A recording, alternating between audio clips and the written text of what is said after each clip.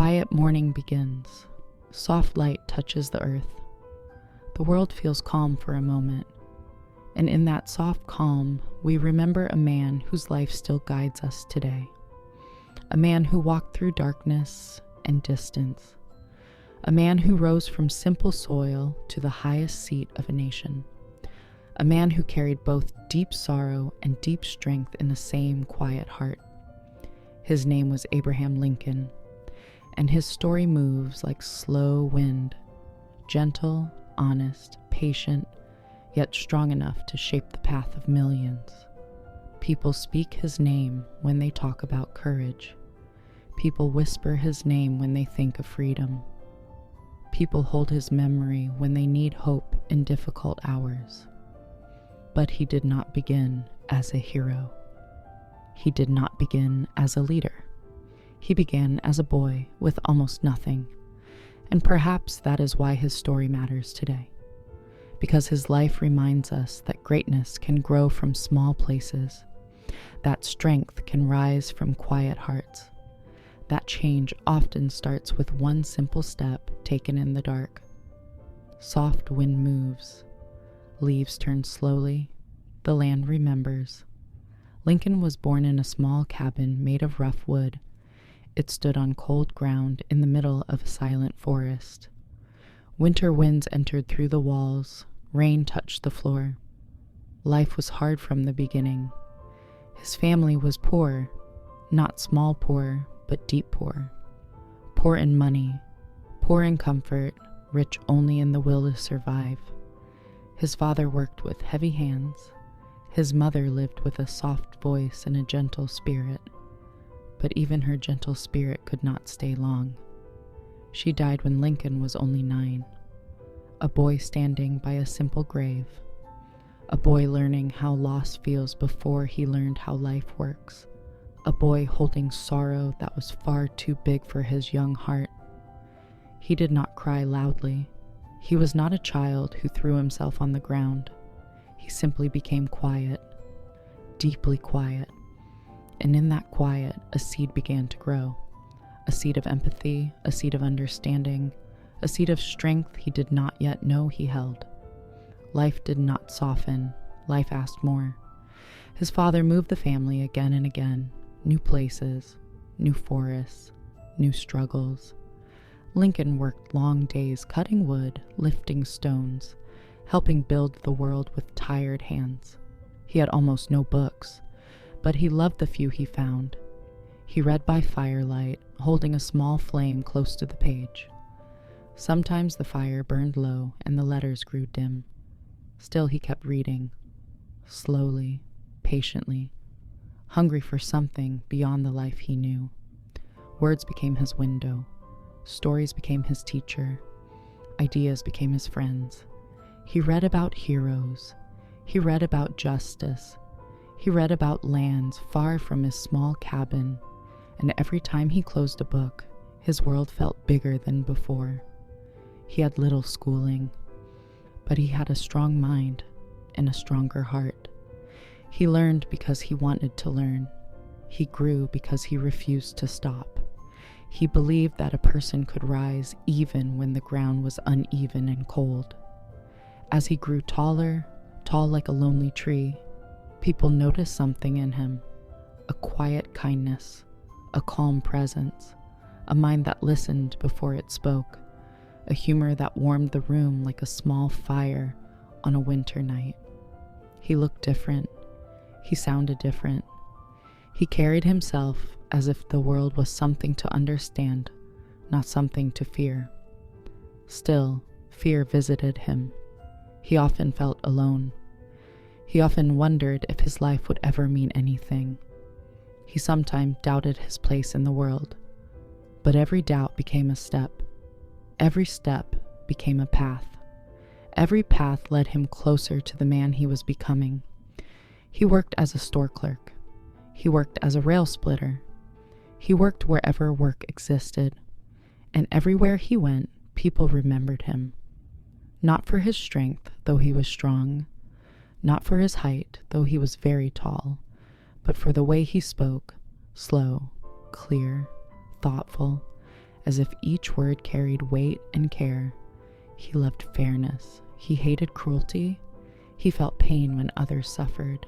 He believed that every person had worth, even the ones the world ignored. This belief became a river running quietly through his life, a river that would one day change a nation. But at that time, he was still searching, still learning, still walking forward one slow step at a time. He dreamed of education. He dreamed of law. He dreamed of a world where justice was not something distant, but something possible. He studied law by reading borrowed books. He read on the floor. He read on the road. He read under trees, holding pages against the wind. People laughed at his simple clothes. People doubted his gentle voice. People thought he would fail, but he kept reading. He kept learning. He kept moving through the long night toward a quiet light that only he could see. Every page he turned became a step forward. Every idea he learned became a bridge inside him. Every long, lonely hour became part of the man who would later hold a divided country in his shaking hands. He became a lawyer, not by power, not by family name, not by money or luck, but by effort. Slow, patient, continuous. He traveled from town to town on dusty roads, carrying books in one hand and hope in the other. People trusted him. People opened their doors to him. People listened to him speak because his words felt honest and safe. He did not speak to impress. He spoke to understand. He spoke to help. He spoke because he believed that truth could guide people like a lantern through a dark forest. And as his world grew wider, his heart grew heavier with the sight of injustice. He saw people bought and sold. He saw families torn apart. He saw cruelty accepted as normal. And something inside him began to rise, a slow, deep rising like the first light before dawn. He did not yet know the battles ahead. He did not yet know the storms that would shake the nation. He only knew that some truths cannot be ignored, and some paths cannot be avoided. This is where his journey begins to change shape, where gentle steps start to echo, where quiet thoughts begin to gather strength, where one man starts to rise toward a future that would test his soul and define his name for centuries. And through every moment, every fear, every silent night, one soft truth followed him. Greatness grows slowly, and strength begins quietly. And even a lonely boy from a wooden cabin can one day rise to guide a nation. The road of Lincoln's life did not straighten. It twisted, it rose, it fell. It tested him in ways that would have broken many others. He entered public life slowly, carefully, like someone stepping into a river to feel its depth. He spoke about fairness. He spoke about unity. He spoke about the quiet rights of ordinary people. Some listened with hope, others resisted. A nation was changing, and changing nations do not move softly. Still, Lincoln continued. He followed the path that his heart knew was right, even when his steps felt unsure. One early turning point came with love. Love, gentle and warm, entered his life like morning light entering a cold room. Mary Todd was strong, bright, and full of deep conviction. She believed in him even when he doubted himself. She told him he was meant for something larger, something beyond the small town and simple courts where he practiced law. But love is never without shadow. Lincoln's heart carried storms. He battled sadness. He carried long seasons of deep, silent worry. Some days he rose with purpose. Other days he could not find the strength to face the morning. Still, Mary stayed. Still, she held him with loyalty and belief, and this belief became one of the quiet pillars of his life. Yet even with love beside him, Lincoln's path darkened. His early political attempts failed. He ran for office and lost. He tried again and lost again. People whispered that he was not ready, not strong, not sharp enough for the world of power. Every loss pressed on his heart like another weight. He wondered if he should stop. He wondered if he was reaching too high. He wondered if his dreams were simply too big for the man he was. But each failure became a teacher. Each defeat pushed him inward, toward deeper understanding, toward greater humility, toward the strong, steady patience that would one day define him. His mind sharpened inside those quiet defeats. His compassion deepened inside his lonely walks. His voice matured inside the silence after each loss. The world told him no, but something inside him kept whispering, "Try again, rise again, walk one more mile." Another turning point arrived like a slow-burning flame. The issue of slavery grew heavier in the nation. Arguments rose, voices clashed, homes divided. The land trembled with anger and fear. Lincoln watched this with a heart that ached. He had walked among poor families. He had seen hardship. He knew what it meant to be powerless, and he believed deeply, fiercely, that every human being deserved the right to stand as a person, not property. His speeches began to change. His tone grew sharper, more urgent, though still gentle in spirit. He spoke of equality. He spoke of human dignity. He spoke of a truth he could no longer keep quiet. A nation divided cannot stand. Some people cheered. Some people feared him. Some people hated him. But no one ignored him. His words reached places his feet had never been. His ideas traveled faster than his horse. People began to see him not just as a lawyer, not just as a local figure, but as a national voice rising from simple soil. Then came a moment that changed everything. A quiet evening, a letter, a nomination for the presidency. He sat with the news in disbelief. The boy from the wooden cabin, the young man who studied by firelight, the struggling lawyer who carried books on dusty roads, the politician who lost more than he won, now being asked to guide an entire nation through its darkest division. He felt fear. He felt weight. He felt the cold truth that leadership is not glory but burden. But he also felt a rising sense of calling. He knew that if he said no, the division might deepen. He knew that if he stepped back, the path forward might collapse. So he accepted, quietly, humbly, with a heart that trembled and a spirit that hoped. His campaign was not glamorous. He did not shout. He did not attack. He did not pretend to be perfect. He simply spoke with gentle honesty about unity, justice, and the future. People listened. People weighed his words. People felt a strange, calm strength in his humble voice. And then, one cold November night, a new chapter opened. He won. Abraham Lincoln was elected the 16th President of the United States. But victory did not bring celebration. It brought thunder. Southern states began to break away.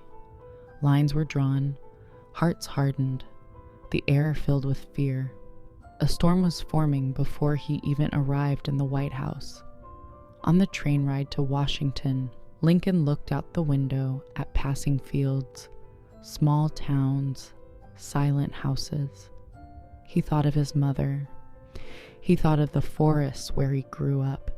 He thought of every failure, every long night of worry, every page he studied under a dim flame. All of it had been preparing him for this moment, for a divided nation, for a coming war, for a test of humanity that would scar millions. He breathed slowly. He felt the weight settle on his shoulders. He felt the loneliness of leadership wrap around him like winter wind. Yet even in that loneliness, a quiet truth moved inside him. I must hold the nation together. I must walk toward the storm. I must become the strength I cannot find. This was his turning point. Not one moment, but a long, trembling crossing from ordinary man to the leader history would remember. And as the train moved through the dark, Lincoln whispered to the silent night, "Let me be strong enough." The White House was not a place of peace when Lincoln arrived. It felt like a house built on shaking ground. Every hallway carried the sound of worry, doubt, fear. The nation was breaking apart, state by state, heart by heart. The land he loved was dividing like a sheet torn in two. Lincoln stood in the center of this storm, not with armor, not with pride, but with a tired heart and a quiet determination that did not bend. War began like a distant thunder that suddenly grows into a violent sky. Cannons roared, families cried, brothers fought brothers. The world felt as if it had fallen into endless night. Lincoln did not sleep much. Some nights he walked the halls alone. Some nights he sat with his head bowed. Some nights he placed his hands over his face and let the silence hold his pain. He knew that every decision would cost lives. He knew that every hour brought new sorrow, and he carried this weight with a depth no one could truly see. He visited soldiers. He shook their hands. He listened to their fears. They saw a tall man with sad eyes, a man who cared more than he could show. In return, their bravery strengthened him. Their simple hope gave him courage. Their belief shaped his resolve. But even leaders break at times. Even strong hearts bend under pressure. And Lincoln's heart was no exception. His son Willie, bright and gentle, fell ill. The White House filled with desperate whispers. Doctors came and went. Mary cried. Lincoln prayed with a trembling voice. But Willie did not stay. The boy who once brought laughter into the halls was gone. Lincoln broke, quietly, deeply, in ways no nation could see. He stood by the small coffin, his hands shaking, his face pale, his eyes filled with unbearable sorrow. War outside, loss inside, a nation collapsing, a father grieving. Yet he kept moving. Not because he felt strong, but because he knew he must walk forward even with a broken heart. Slowly, a new conviction grew inside him. A belief that the war was not only about land or government or politics. It was about people. It was about dignity. It was about a truth older than any nation. All people deserve freedom. This belief became his North Star, the guiding light in a sky filled with fire. He began to write words that would reshape history, words that felt like a quiet sunrise after a long storm. The Emancipation Proclamation, a document that declared freedom for millions held in chains, a declaration that changed not only laws, but the moral direction of the nation. When he signed it, his hand trembled, not from doubt, but from meaning. He knew this moment carried the weight of centuries. Some cheered, some raged, some feared the future, but Lincoln stood firm. For the first time, the war had a clear purpose, a new birth of freedom. Still, the fighting worsened. The days grew darker. The losses counted in waves of grief. And then came Gettysburg, a battlefield silent with thousands who would never return home. Lincoln walked among the graves. The wind was cold. The air was heavy. He felt the sorrow of a whole nation resting on his shoulders. He spoke there, not with long words, but with deep truth. A short speech, a few simple lines, but each line carried the heartbeat of a grieving country. He said that the living must continue the work that the fallen could no longer finish. He said that freedom must not disappear. He said that a government for the people must never die. The words rose into the sky, soft yet unforgettable. They lived longer than the battle itself. They lived longer than Lincoln himself. They still live today. But even after Gettysburg, the war raged on. Lincoln grew thinner, his face lined with exhaustion, his eyes deeper, darker, wiser. He carried not only the nation, but also Mary's pain, her fear, her grief over Willie. Their marriage bent under pressure, two hearts breaking in different ways, trying to survive the same storm. Yet Lincoln did not turn away. He held on to the belief that healing was still possible for families and for nations. As the war neared its end, he began to dream of peace, a gentle peace, a reunited nation, a future where wounds could heal slowly, like new grass growing after fire. He imagined boys returning home. He imagined slaves walking free. He imagined a land where unity was not an idea, but a living truth. His dreams were soft, hopeful, human, but history is not always kind to gentle dreamers. Danger followed him. Shadows watched him. His enemies grew more desperate as the war moved toward its end. Still he walked forward. Still he hoped. Still he believed that light could return to a wounded nation. And one evening, as the sun set over Washington, Lincoln whispered a quiet wish. When peace comes, let us heal with mercy. He did not know that his own life was approaching its final pages. He only knew that he had done what he could with the heart he had in the time he was given. The final chapters of Lincoln's life unfolded quietly, like pages turning in a dim evening light. The Civil War was nearing its end. The long nights of fear and loss were beginning to soften. Cities still burned. Families still mourned. But the sharp edge of danger was slowly becoming dull. People dared to hope again. Children dared to laugh again. Soldiers dared to dream of home. Lincoln watched these small signs of peace with a deep, tired gratitude. He had carried the weight of a broken nation for 4 long years, weight so heavy that it carved sorrow lines into his gentle face. But he still walked forward. He still visited hospitals. He still shook hands with soldiers too weak to rise from their beds. He still listened, still cared, still gave what little energy remained in him. One morning, as sunlight entered his office, Lincoln said softly to those around him, "I feel almost joyful today." It surprised them. They had rarely heard such lightness in his worn voice, but Lincoln was beginning to believe that healing was finally possible. He imagined a nation united again, North and South holding hands instead of guns. He imagined freedom protected, not questioned. He imagined a democracy that could rise stronger than before. He imagined his sons growing up in a world with fewer chains, fewer tears, fewer graves, and above all, he imagined mercy, not punishment, not revenge, mercy. "A house divided can stand again," he whispered, "if the rebuilding is done with kindness."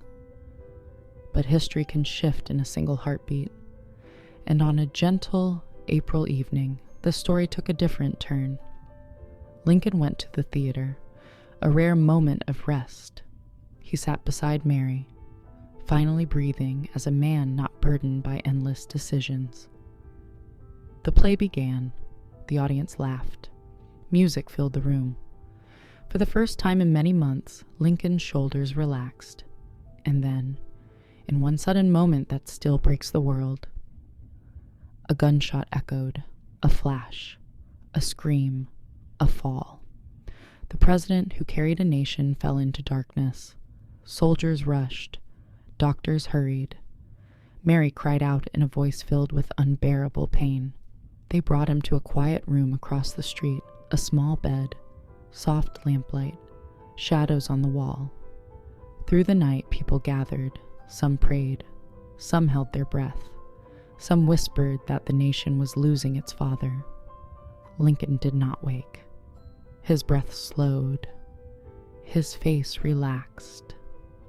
And as morning came, the long struggle of his gentle life came to an end. The room fell silent. Then someone said in a trembling voice, "He now belongs to the ages." And he did. But he also belonged to the poor boy studying by firelight, to the soldier riding home, to the mother praying for peace, to every person who believed that hope should never be abandoned. His life ended, but his influence did not. Over time, the nation rebuilt, slowly, painfully, but guided by the seeds Lincoln planted, seeds of equality, mercy, unity, and simple human dignity. Today, his name still rises like morning light through history, not because he was perfect, not because he never feared, but because he walked forward even when fear was heavy. His story teaches us that greatness does not require an easy beginning. It simply requires a steady heart. His story reminds us that courage is often quiet, that kindness can shape nations, that hope can outlive darkness. His story stays with us because it answers the question we all carry. How do we keep going when the world breaks?